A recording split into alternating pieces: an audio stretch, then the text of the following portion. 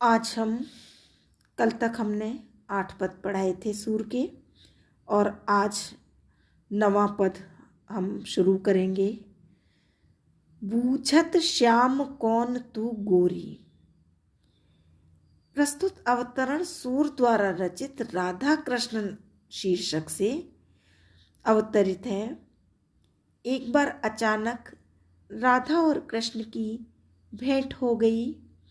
उन्होंने राधा से पूछा कि तुम कभी दिखाई नहीं देती हो, तो तुम कहाँ रहती हो? तो बूझत श्याम कौन तू गोरी। तो कृष्ण राधा से पूछते हैं कि अरे गोरी, तुम कौन हो?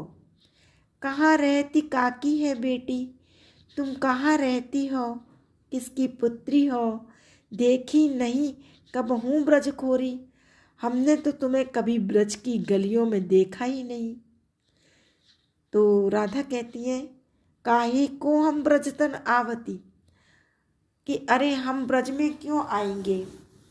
खेलती रहती आपनी पोरी, हम तो अपने ही आंगन में खेलते रहते हैं। तो उसने कृष्ण भगवान से कहा कि सुनत रहत श्रवणनि नंद ढोटा, कि हम सुनते रहते हैं अपने कानों से। श्रवणनि अपने कानों से हम सुनते रहते। नंद ढोटा, कि वहाँ एक नंद का पुत्र है, करत रहत माखन दधि चोरी, वो माखन और दही की चोरी करता फिरता है। तो इस पर कृष्ण ने कहा, तुमरो कहा चोरी हम ले हैं, तुम्हारा हमने क्या चुराया है, या तुम्हारा हम क्या चोर लेंगे? खेलन चलो संग मिल जोरी, तुम तो हमारे साथ खेलने चलो। सूरदास प्रभु रसिक शिरोमणि, सूरदास कहते हैं कि रसिकों में शिरोमणि भगवान कृष्ण ने चतुरतापूर्ण जब बातें की तो बातन भुरई राधिका भोरी। तो राधा जो है वो भोली भाली राधिका मानो चतुरतापूर्ण बातों में आ गई और उनके साथ खेलने के लिए तैयार हो गई। यहाँ कवि ने बाल सुलभ बातों के विषय में वर्णन किया है। तुम जानती राधा है छोटी, चतुराई अंग अंग भरी है, पूरन ज्ञान न बुद्धि की मोटी। ये भी राधा कृष्ण शीर्षक से ही लिया गया है। इसमें कोई एक गोपी दूसरी गोपी से कहती है, तुम जानती राधा है छोटी, कि तुम इतना ही जानती हो कि राधा छोटी है और इसके बारे में अन्य कुछ नहीं जानती, जबकि चतुराई अंग अंग भरी है, इसके तो अंग अंग में चतुराई भरी है। पूर्ण ज्ञान, इसे पूर्ण ज्ञान है, पूर्ण ज्ञानी है ये।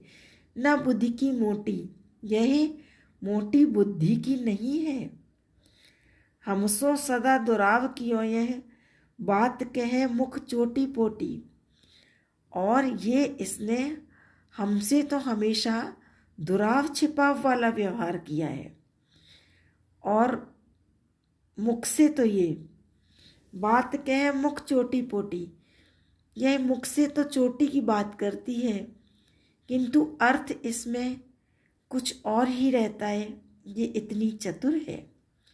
कबहू श्याम ते नैको न बिछरती, ये कभी कृष्ण से पल भर भी अलग नहीं होती है, कि ये रहती हमसो हट ओटी, और हमसे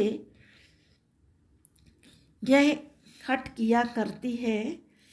इसमें हमेशा दुराव छुपाव का भाव रहता है। इसके मन की बात कोई भी नहीं जान सकता है। नंद नंदन यही के वश है। नंद नंदन कृष्ण तो इसके ही वश में है, इसने अपने वश में पूर्ण रूप से कर रखा है। वो इसके बनाव श्रृंगार को देखकर इसके वशीभूत हो जाते हैं।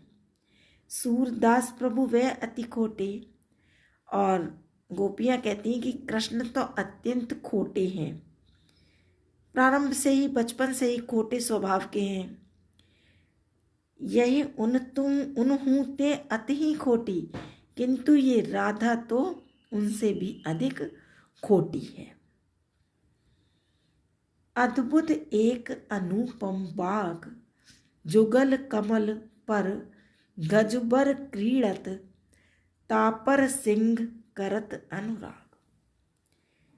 यह अवतरण सूर की राधा कृष्ण लीला से संबंधित है। इसमें कवि ने राधा के शरीर के विभिन्न अंगों के उपमानों को ध्यान में रखकर एक अनुपम बाग का वर्णन प्रस्तुत किया है। पूरा ही ये सांग रूपक में प्रस्तुत है।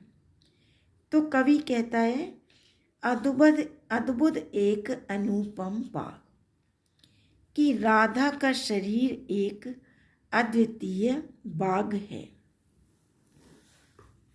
जुगल कमल पर गजबर क्रीड़त, जहाँ दो कमलों पर हाथी क्रीड़ा करता है। तापर सिंह करत अनुराग, और उसके ऊपर शेर अपना अनुराग व्यक्त कर रहा है।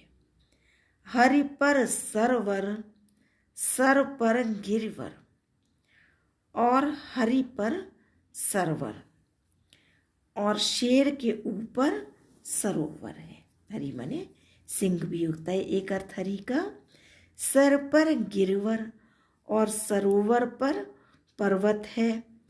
गिर पर फूले कंज पराग, और उस पर कमल फूले हुए हैं।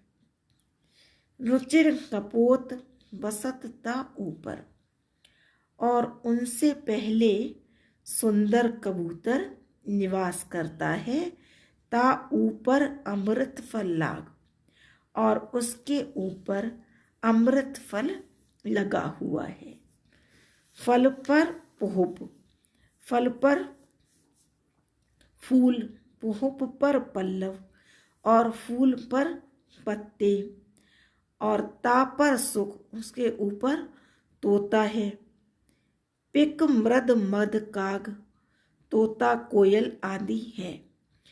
ये विभिन्न पक्षियों से, जैसे उसके शरीर की तुलना की है ना, सुख की नाक की तुलना कोयल उससे करते हैं तोते से, और कोयल की तुलना मतलब उसकी मधुर वाणी है तो कोयल से की है। और खंजन धनुष चंद्रमा ऊपर, और उनके ऊपर खंजन धनुष चंद्रमा है। ता ऊपर एक फणिधर नाग, और उसके ऊपर एक मणिधारी नाग है। अंग अंग प्रति और छवि, उपमा ताका करत न त्याग। और कवि कहता है कि राधा की एक एक अंग की शोभा कुछ और ही है, जिनके लिए उपमाएं दी जाती हैं। सूरदास प्रभु पियो सुधारस, मानो अधरन के बड़ भाग। तो सूरदास कहते हैं कि ऐसे अद्भुत बाग रूपी राधा के शरीर पर सुशोभित अधरों का प्रभु कृष्ण ने रसपान किया है, अतः वे बड़े भाग्यशाली हैं। यहाँ पर जो सांग रूपक के माध्यम से कवि ने बात कही है वो ये है कि सूर ने राधा के पैरों से लेकर क्रमशः ऊपर के अंगों के लिए उपमान प्रस्तुत किए हैं। नीचे दो पैर हैं, फिर कमर शेर है, नाभि सरोवर है, नाभि के पास पेट के वलय पर्वत है, उसके स्तन कमल है, गर्दन कपोत है, ऊपर लाल ओठ है, वाणी के लिए कोयल, नाक के लिए तोता शब्द का प्रयोग किया है, नेत्र खंजन है, भौएं धनुष है, बिंदी चंद्रमा है, और काली चोटी नाक है। तो इस प्रकार कवि ने विभिन्न अंगों के लिए उपयुक्त उपमान प्रस्तुत करके कल्पना शक्ति का परिचय दिया है, और पूरे ही पद में सांग रूपक है और चित्रात्मक वर्णन है।